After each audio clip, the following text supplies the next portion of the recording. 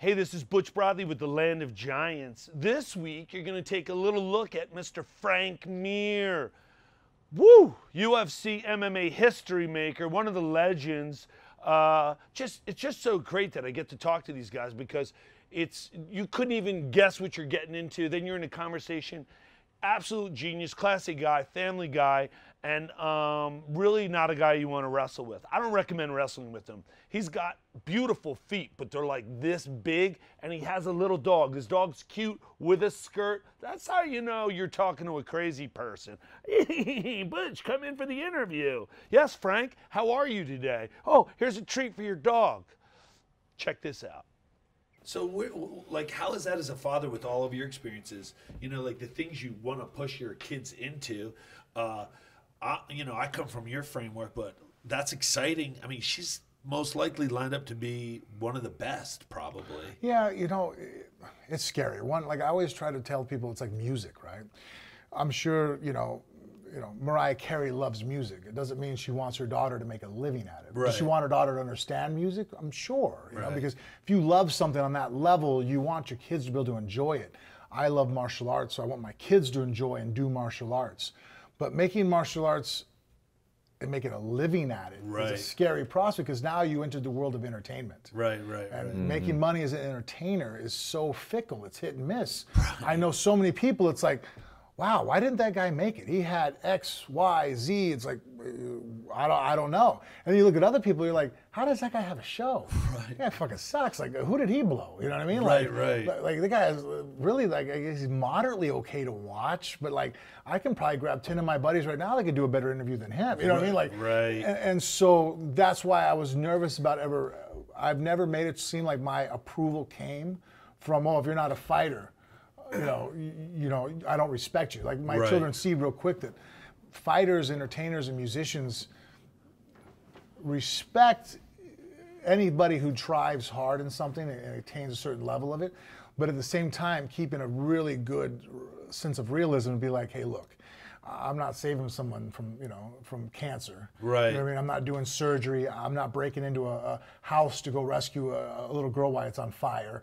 I'm not pulling over and going to someone doing a welfare check as a police officer on some guy that's beat the shit out of his girl who possibly has a fucking assault rifle. You know what I mean? Right. There are some real heroes in the world that, you know what I mean? And that's where I try to put to where I respect that a lot more than even what I do. And so I was hoping that would drive them away from wanting to do this. Shit, I wanted my kids all to go to school and get engineering degrees. That was my master plan. I paid for private school and everything else, and my kids are just not really having it. I mean, they like school, and and so far I've been able to convince them that at least if they get a degree, I'll stay involved in their careers. So at least we have something to fall back on post-fight career where, because then again, as a fighter, if you make it as a fighter, there are fighters that have made it and they made a living at it. But then it's like, okay, well now how many fighters do you know that made a living at fighting and can still make a living post-fight career? Now that whole very minute playing field just got even smaller. So at least they listen to me on that aspect of it. But no, I mean, what dad wants to sit there and watch his kid get fucking hit in the face? Right. And I got to corner them and watch them outside there, and somebody else who's well trained is going to try to wrench my daughter's arm off. You know what I mean? Yeah, that's not something I really wanted to see in life. I remember cuddling and holding her in the shower. My wife's giving her, cleaning her. I fed her a bottle. I don't want her to get hit. Right. I don't want to see her cry, or I don't want to see her walk to the back locker room and just disappointed with her performance. And I know that anguish. I know that self-hatred of not being what you want to be. And I'm like, fuck, I gave it to my kids. They're going to have the same thing. And the good thing is hopefully I can help them manage it so they're not as psychopathic as I've been throughout my life. Right. You know what I mean? Like, shit. But yeah, definitely not it wasn't what I wanted. Some people are like, I want my kid to be a fighter. Trust me, dude, right now after we get done here, we're going to go to practice. There is gyms full of children and their parents are all on the side of the edge of the mat. They all fantasize that little Johnny might be in the UFC one day. That's not me. I wasn't that guy. Right. The only thing more terrifying than that is the other parent looking across, and also the person fighting your daughter seeing you. Like, maybe I should lose this fight. Well, no, it's actually on the flip side. It's like the whole Mir family. I didn't let First Bella of all, compete. your wife, seeing any one of you looking angry. Actually, I actually said this to my youngest right now, Ronan. because he's 10. And he's been wrestling for the last couple of years, but jiu-jitsu he's been fickle with. You know, he'd do it for a day and not show up for 6 months. So now he's been pretty religious the last week, and he's like, you know, now he's like in it. And he's like, oh, I want to do it. He's hit a corner where he likes jiu-jitsu. So he doesn't even want to play football anymore. He wants to just focus on jiu-jitsu. I'm like, oh, that's great. And so then yesterday after practice, I'm sitting there in the chairs just cooling off, you know what I mean? Like, you know, just didn't want to jump in the car after we got done training. And we're staring at the mat. Guys are just, you know, chewing the fat. And Ronan's like, Dad, there's a tournament, you know, in 2 weeks or whatever, in August, in the world. Can I compete in it? And I was like, no. I'm like, first of all, I didn't let your sister compete till she was 12. And she was training all the time. I'm like, if you're training 4 or 5 days a week, at the 6-month mark, we could talk about you going into a competition.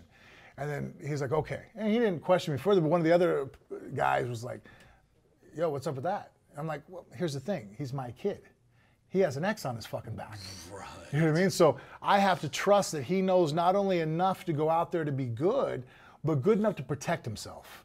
Because trust me, I've seen those parents that they're going to tell their kid, man, if he taps, fucking break it. You know what I mean? Like, go, you know? Because what story would that be that you broke my...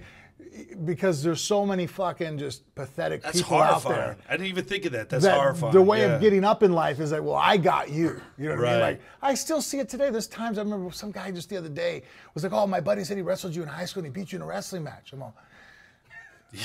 Okay. Great. I'm sure he did. I wasn't undefeated as a wrestler in high school. He might have been that guy. Oh, do you remember him? I'm all, no, I don't. I don't remember anybody I wrestled back in high school. I'm sorry. You know what I mean? Like, but you know what I mean? So that mindset I realize is there. So I can't have my kids going out there and not able to protect themselves. Losing and winning, you know, aside, you know, I don't want them to get hurt. That's why I've allowed them to wrestle, because wrestling, it's a lot harder to hurt somebody. But I mean, here, jiu-jitsu is a direct sport of joint manipulation and chokes. If the kids want to hurt somebody and the referee doesn't get there in time, you can get hurt. Right.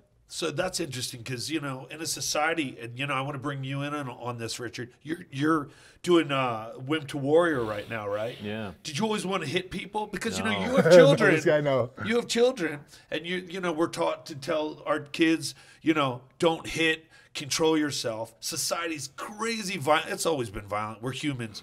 But now you, as an adult, you're living your life, you have a career, and, you know, you guys are doing phone booth fighting, you're around fighters, you obviously, maybe you don't, I don't know. Did you love fighting and you're like, that's it, I got to get in? Well, the first part, yeah. I mean, I always liked hit someone you wanted to. No, the one sport that I always enjoyed, even as a kid, was boxing, and then later MMA. So as far as working in it and around it and participating in it that way, all in, totally in. As far as knowing that I was ever going to physically get involved in it, no, that's been a complete surprise. Even after I started training jiu-jitsu, I thought that's as far as it would go. You know, and honestly, this is the only scenario at my advanced age that is going to present a reasonable opportunity to try something like this. So that's what my motivation is. But in terms of the competitive nature, I relate to that more in a cerebral sense, like, you know, like chess. You mean like well, I do. So my extracurricular activity in high school was debate, but what I wanted to do was, if I was competitive in the sense that, you know, especially if you thought you were going to, you know, try to pull rank on me because you have some sort of athletic accomplishment, that's great. I'm going to verbally eviscerate you until you question if you have any value at all. Like, that's kind of that would be my pushback if I were... Better just punch the guy in the face, dude. Come on. Yeah. If I were... People are going home reevaluating their life choices. You know? You were hit before you finished the sentence, right? Either that or the guy who punched me in the face. Man, why are you so mean, dude? Like, just kick me in the balls next time. Right. Knock me out. Yeah, either that or you know, the guy who punched me in the face was like, yeah, punch him in the face, but I don't know if I want to go on living. You know, it's funny you brought that up. Being a kid, you went back to being a kid and being in those situations, you know, and that's it. Society's crazy violent right now. Is the fight world, you know, growing up watching boxing was incredible. And I remember the first time there was buzz from that world because I was like studying kickboxing and karate, and then Gracie, everyone's like, there's this guy Gracie, and we watched it. It seemed a little different than it is now, and it's is society more violent now that we have these like gladiator arenas, or is it go train, listen to your sensei, don't fight outside the ring? Is it helpful? I don't know. This is the way I look at it. Because I was taught, go to karate, do what I was told. Outside, I don't swing. Well, and the problem is that violence is a part of human nature. Right. You know, our ability to want to compete and play sports and do these things. You know, that conquering is part of what made humans what we are today. So, you know, and you see other aspects of our genetic personalities that are no longer really useful, but they still rear their ugly heads. Like, for example, consuming of calories. The fact that you are the descendant of individuals, we all are, that went out there and tried to eat and get calories, allowed them to live and breed on. It was one of the characteristics of a successful organism, was consuming calories. Well, nowadays, food's abundant, and now we all consume a little too much, right? Because it's hard to turn that part off, right? Well, in the same sense that, you know, sexuality, violence, these are emotions that we have, our brain is still hardwired with. And I've seen people try to suppress them, and sexuality specifically.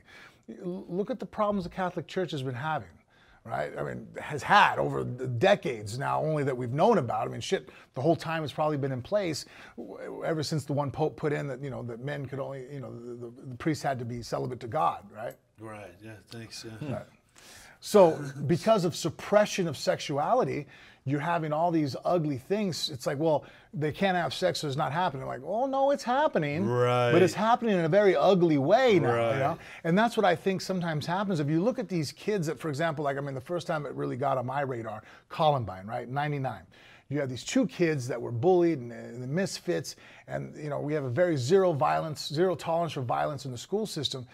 Had those been two kids that had been purple belts in jiu-jitsu and training in the gym, one, they probably would have carried themselves a different way. And two, yeah, maybe a couple of those kids might have got choked out. Maybe someone got armbarred, you know what I mean? Like, they would have had a couple scuffles. Right. No one would have got shot. Right. You know what I mean? What happened was that kid's violence, it was there. Built up. And then by the time it came to a head, there was no healthy outlet anymore. I mean, that's where sports first got invented. I mean, tribes had to have a healthy outlet for, hey man, lacrosse, Indians are playing it. Why? Well, we're learning teamwork. We're getting this out of our system because the other tribes over there, they don't want to come after us, but we got to stay in shape in case they do want to come and take our shit. How do we stay in shape? Well, we're going to play sports. You know, that one kid that's rambunctious, it's like, yeah, but I bet you if you put the kid in the class and he trained all the time, you know, and he had something to do, it's like, I mean, think about it. Most of the asshole kids I know in school had nothing else. Right. They went home after school. They went to their mom's house, watched TV, and you're like, oh, the kid's bouncing off the walls. He's just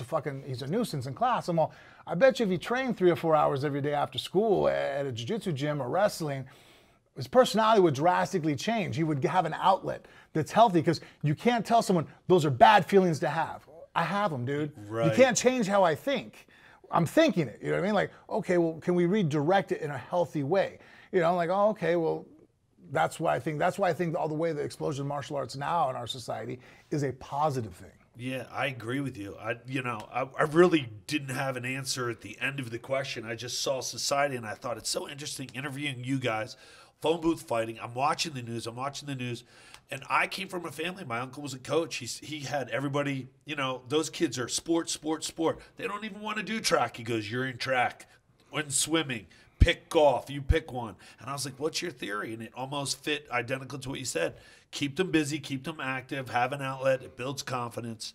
I agree. Because we are creatures that move. And the problem I hate in our society, the one thing about US and our number one or in second place is first place loser mentality, is that kids, you know, parents feel bad their kid plays sports and it's like, well, Johnny's not very good at it. I'm like, who gives a fuck if Johnny's good at it? You know what I mean? Like, it's still something for Johnny to do. You know what I mean? Like, you know, going up there and playing baseball, like my children, like Bella was phenomenal, softball player. Cage and Ronan were average baseball players, but I still made them play baseball because I'm like, hey, you walking up to the plate, dealing with the adversity, now you're learning teamwork on the defense.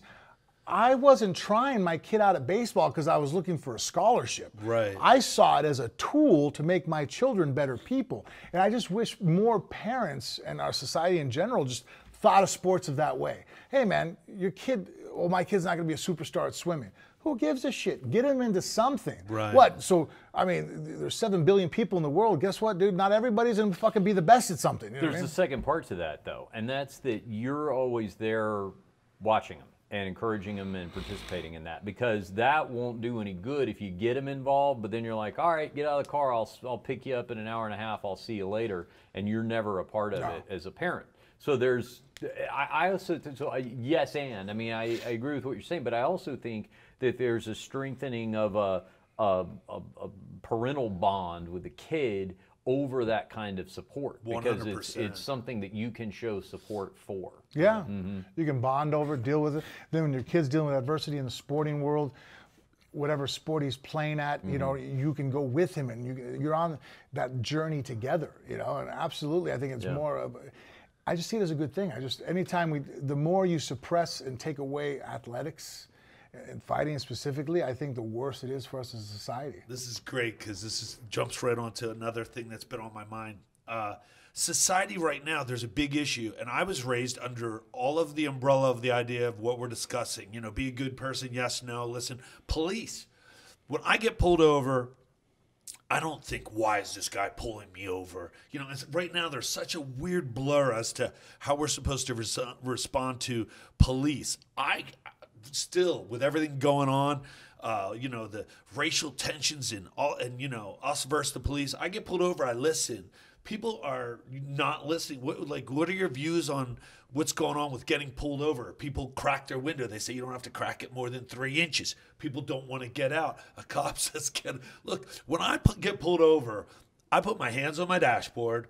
I relax. I know this guy's under stress. He's been in the car for 8 hours. I don't know what he's seen or what he's been through. Some cops have been great to me. Some haven't, you know. You know, I'm under that rule that just do what I'm told. I'll handle it in court if something goes wrong. You know, do you see it as a police issue or a human issue? What's going on there with that relationship? I do all the things you do. I don't get pulled over very often because I'd pull you over all the time. I drive the speed limit at 10 and 2.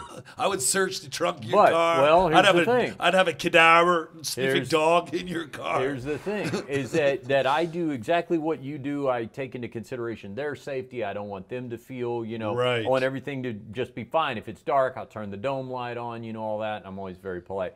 Now, on the rare occasion, it's only happened a few times in my life, but I've encountered attitude from police officers, and it's generally, I think, because they're so frustrated with themselves that their senses were that off, that they thought there's got to be something with this guy. Like, you mean to tell me I'm losing it? You know, it's like your joke. The game's changed. Maybe I need to read.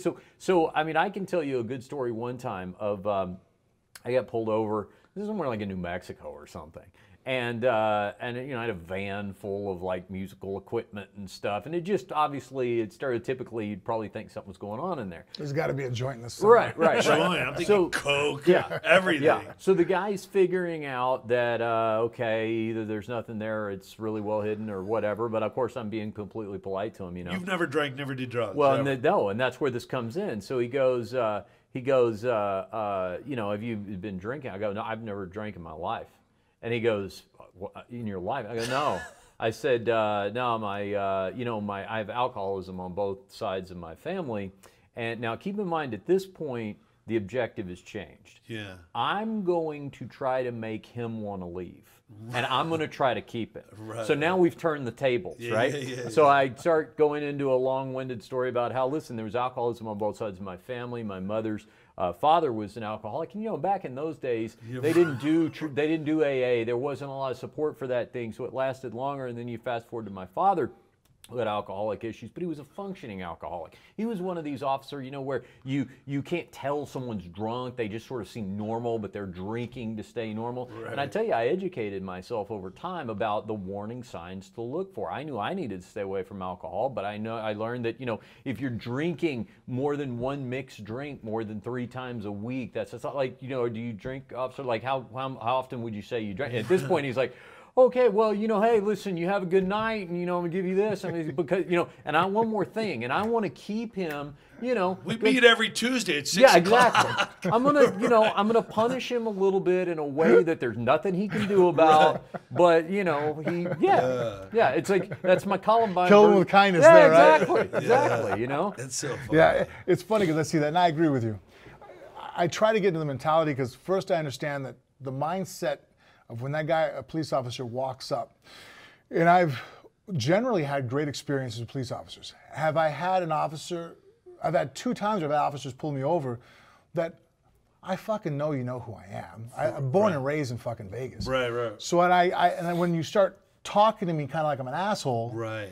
and I'm still, yes, officers, no, officers, no, I didn't realize how fast, you know, where it's like, well, you really didn't know how fast you were going? I'm all, what do you want me to say? You know what I mean? Like, right. You want me to tell you, know, I was trying to get I've had home? a couple instances where I'm looking at him like, no, officer, honestly, I was fucking, you know, the one guy finally told me, I said, dude, I literally had my head up my ass, daydreaming. I have no idea how fast I was going. You know what I mean? Like, I'm just being truthful. Right. Did not look down. I was in another world. I don't remember the last 5 minutes of my trip, you know? And it frustrated the guy, but I still didn't disrespect him because it's like, hey, you just tell me to get out of the car, I'll get out of the car. Put my hands up, windows are down, my hands are on the steering wheel. Even though it's not the most enjoyable experience I'm going through, the guy's kind of being a dick because he's a police officer and I'm not. Right. If it went too far, obviously I'm like you, like, well, I'll battle you in court. I'm not going to win this. And that's where, when I see guys, and I've always wanted to talk to one of them, those guys that roll their window down and answer, fuck you, I'm not getting out of the car. Insane. Fuck you, I'm not giving you my ID. I don't have to. Am I under arrest? I just want to ask them, what is the best case scenario here for you, man? Like, what do you think is going to happen? At one point, is one of those fuck yous going to lead to, all right, you know what, you're right, have a nice day. Or like the citizen guys, the sovereign citizens. I'm all, do you have like a little dick syndrome? Like, this is your way? Like, we have guys on the strip, like I'm a pro-gun individual. Now, I don't believe in open carry. Now, right. The reason why I don't like to open carry is because if you run into a room and you're there to do some bad shit, and you see me there with a fucking gun on my hip, and you're there to shoot people, guess who's the first person fucking taking a bullet? Right. Me. Right. I'm the first one getting shot while I'm sitting there fucking eating my sandwich. I don't even know. But if my gun is concealed, you don't know I'm a threat. Right. All of a sudden, everybody else is getting down. Maybe now I got a fucking decision. I have choices now. You know what I mean? Like, I'm a wolf and you think I'm a sheep, but I don't want you to fucking identify me as a wolf before I know you're a fucking wolf too. You know what I mean? Like, you know what I mean? Like, to me, it's strategic combat. Yeah. If you really want to be good at it, I want the odds in my favor, you know? I love that you've thought about this a million times. So you see the guys, they'll go on the strip and they'll pack a fucking, you know, an assault rifle, semi-automatic, on their chest, and they're walking around and they're taunting officers to try to fucking like draw down. Or just sit there and go, hey, what are you doing? Or it's some new guy out of the academy doesn't realize, well, that's his right. He can go on there. And it's like, why are you doing it, though? You're doing it just to be a dick. You're taking time away from this. Well, I'm enforcing my rights. I'm all, no one's taking your gun away, dude. Guess what? I'm a pro-gun guy. I'm not worried. They're not. Guns are $1 billion business. The NRA's fucking fighting. They pay your $25 to them and fucking. You now, it's like, it's kind of like going, well, I believe in people being able to wear bikinis. I'm going to walk up and down the street in a bikini. I'm all, yeah, but you look like a fucking asshole. You know what I mean? Like, and you're a distraction. You know what I mean? Like, and one, you're not really a badass. Because, again, if I was a fucking up to no good and I walk in and I see you with your fucking assault rifle strapped to your chest, you could fucking be John Wayne, fucking Clint Eastwood reincarnated in one fucking real live badass and hero. If I shoot around to the back of your head and you never saw me walk in the room, you don't get an Oscar. Yeah, you ain't shit. You know what I mean? Not, you know. It also defeats your whole argument of I carry a gun for protection when you're making a point is more important than protecting the greater good. I remember years back, I had a guy on my radio show who, right after Obama was elected president, he was a guy up in New Hampshire. They have open carry up there, and he was open carrying a gun outside an Obama rally, right? And I had the guy on, he was making national headlines because he was, hey, it's my right, you know, and the Secret Service was like, yeah, technically, you know, it's his right. And I had the guy on my radio show, and he never could explain to me why it was important to make that point over jeopardizing everyone else's safety. Because my point to him was, listen, we got a bit of a history of this in this country. 4 presidents have been assassinated. You know, the Secret Service, these are people who, all you have to do is watch the video of when Reagan got shot and you see the guy that turns toward John Hinckley and does this, that's making himself a human shield, that's the Secret Service guy. Like, that's where their mind is at, right? So these are people who have that mentality. why are you being an asshole? Basically, why are you making their job more difficult? Because I assume you would agree that even if you don't like whoever's currently the president, we don't want any presidents getting shot, and we want the Secret Service to protect them. So by just standing there wearing your gun, going, hey, look, I got a right, news cameras and Secret Service, all you're doing is creating a distraction for if somebody really did want to be up to no good. So that tells me that's somebody who's more who's prioritizing proving a point over keeping everybody safe, which you said was your original intent for wanting to be able to arm yourself. I just saw a thing. I'm on Reddit all the time. I really love, NPR, Reddit. I love all these things. Fuck yeah, I'm on it, right? And there was a video, one of the sites I go on is with people that specifically hate, because I always like seeing the opposition. And then there's a site, one of the subs, that specifically hates cops. And they're putting on there, and there's this guy who the officer ends up doing 4 years because he causes the 17-year-old kid to have brain damage. So I'm watching this thing, and the officer walks up to the car, the kid doesn't want to get out of the car, the kid doesn't want to get out of the car, guy opens up the fucking car door, stun guns the kid, pulls him out, and the cop had an asshole moment. Why the kid's fucking handcuffed, the guy is walking with him and then basically drops him on his fucking face. Right in front of the dash cam. Yeah, the cop's a fucking scumbag. Right. You had a defenseless fucking kid, handcuffed, stunned, and now the kid's having a fucking heart attack, so he has fucking permanent brain damage. Now, if I was the parent, yes, I'm fucking mad at that officer because you know what, you abused your power. I'm also fucking mad at my kid and be like, hey, asshole. For the 3 minutes the motherfucker told you to get out of the car, why didn't you get the fuck out of the car? Right. Like, in what scenario did you think the guy was going to tell you you could fucking drive off, have a good day? Oh, you're a fucking little white kid, you can go. The officer said, he's cussing, get the fuck out of the car. Get the fuck out of the car. Right. Prone fucking position, face down, assume the position, dude. Like, that's it. Where we are today. Get out of the car. I They don't say get out get of the car. it. Shut That's your why, mouth. that's Get why I out of want the to car. talk. Like, I feel bad the kid ended up getting brain damage. God bless him. And you're right. The officer, what he did was wrong. But to me, it's like, what are we teaching people? It's like, hey, like, the whole roll the window down 3 inches. Fuck you. I roll all fucking windows down, my back windows, because my car has tint. So I don't want the officer to have. I don't want to. Fuck, I'll pop my fucking trunk. You want me to, dude? Hands on the steering wheel, because at the end of the day, they're always going to win. Right. You know what I mean? Like, it's not a battle you're going to win. You know what I mean? Fight for your rights in the courtroom. That's Shut your mouth in the car. Yeah, they're on the George, street. are you paying attention? Because this is for you. Yeah, they're in the street. You have no power. You're going to lose. You're going to lose, George. And then the situation now that's happening, it's like, you want to fucking lose. Right. Here's the picture I want to paint to everybody. Do you want it where you could sit there and tell a police officer to fuck off, and he'll be like, yeah, it's not worth the trouble, I'm going to leave, right? That's not the kind of police officers I want in my neighborhood. Because if you look like you're standing there and he goes, hey man, what you up to? You know what I mean? Like, oh, fuck you, it's my right to stand here. Okay, buddy, I'm out.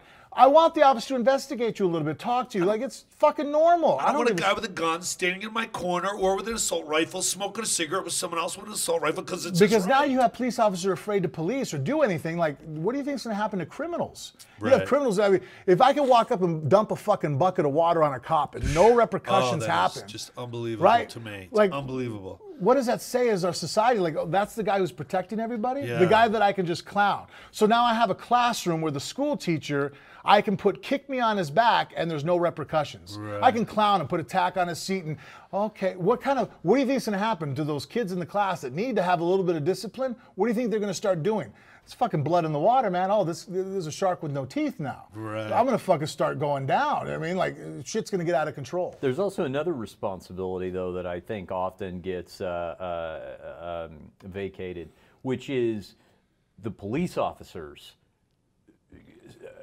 their wrath against the cop who did that. Because, the brotherhood. Yeah, because so often it's, close the ranks and all that kind of stuff. Yeah, I think there also needs to be more of, hey, do you know how incredibly tough our jobs are? And what are you doing over I here? agree with you. Yeah, Mike's racist. Let's get him out of here. Yeah, you know you just I do agree with that. I think that's one thing that does hurt police the department. secret, is that camaraderie of at all costs, no matter what the no matter what. situation And I is. agree that, like, okay, look, you guys look after each other. I get it within a certain degree. But if you have a bad apple, got to get rid of him. You guys are the Especially first. today. That's what you're protect and serve. Yep. You're supposed to be the guy fucking protecting us, even if it's from him. You know what I mean? Like, if it's from your fellow guy, That's why you have a whole division of internal Bureau of Investigations. You're also self-policing, pun intended. I mean, a lot of times stuff, because you want to talk about, like, you know, teaching the kid the discipline who's you know, messing with the teacher. It applies to adults too. Yep. You get a cop who thinks they can act like that, let them encounter the wrath of the entire rest of the department one time. Making them and look go, bad. uh-oh. I agree. Okay. I think that would be a step in the positive direction for Yeah. also the police department. Yeah. If they just, you know, And the community. You know, you talk about the water bucket thing. The rest of the community, rather than Should people go after the person who just dumped a bucket on the police officer. what should end up happening is the cops should end up having to protect the people who were dumping the buckets from the rest of the people who live in the community going, what are you doing, right? Yeah, because it's a proven effect what happens. If you have officers that now don't want to police. They're not coming to your neighborhood. They're not coming to your area. I mean, Good they job. named it. They called it the Ferguson effect. Yeah. After what happened there in the situation, it flipped down so far the other side that it's like, well, shit, man. I mean, when people sit there and they get so mad, I'm like, okay, so when your grandmother's house is getting broken into, are you going to leave fucking work and run over there real quick? I mean, are you now going to go ahead and police the whole neighborhood? Right. What about the fucking old couple down there that needs help? Or what about the single mom over there that her boyfriend's fucking coming back and knocking on the door? Like, you want to fucking knock on them, but they're doing a lot of jobs that I don't want to fucking do. And when the police I don't aren't- want to fucking go talk to that guy again. Like, hey, you can't come here, buddy. Mm-hmm. And that's them. You know what I mean? Like, That's you know what I mean? Like, hey, 80% of their jobs babysitting idiot humans. relationships. So and so's over there beating the shit out of so and so again. Call the cops. You know what I mean? Like, they serve a purpose. And the next level is the one they don't want, where they pull the cops and then they throw the military. And that's what they did in the whole Vegas area by Sahara for a couple of years, right? They had military, like, they said outside Sahara years ago when the crime was so bad. No, But if I it, heard like that. Chicago, well, if the neighborhoods drop, then you're dealing with military. Yeah. But, yeah, well, this is Butch Bradley in the Land of Giants with Frank Mir and Richard Hunter. Make sure you tune into Phone Booth Fighting. Thanks for having me, guys. I appreciate it. Like it. Thanks, brother. See if you can work in somewhere in the post edit that they have 2 UFC titles between them. Technically true. Try to slip that in. Yeah. Yeah. Right? Butch Bradley with the Land of Giants. Listen, this is an emergency alert for social media. Me. Look, I don't like the way the world works either right now, but these are some of the requirements. In order for me to put amazing people for you to watch on YouTube, on Facebook, on Instagram, I need you to do your social media stuff. Add me, Butch Bradley Comedy on Instagram, on Facebook. Add us, The Land of Giants TV, on Instagram, on Facebook. I also have a show in Vegas at the LA Comedy Club weekly, 10 p.m., Friday to Tuesdays, at the Stratosphere Hotel and Casino. Add me, social media, emergency. If you don't, all of the fun and joy goes away in your life, and then you have to read books again.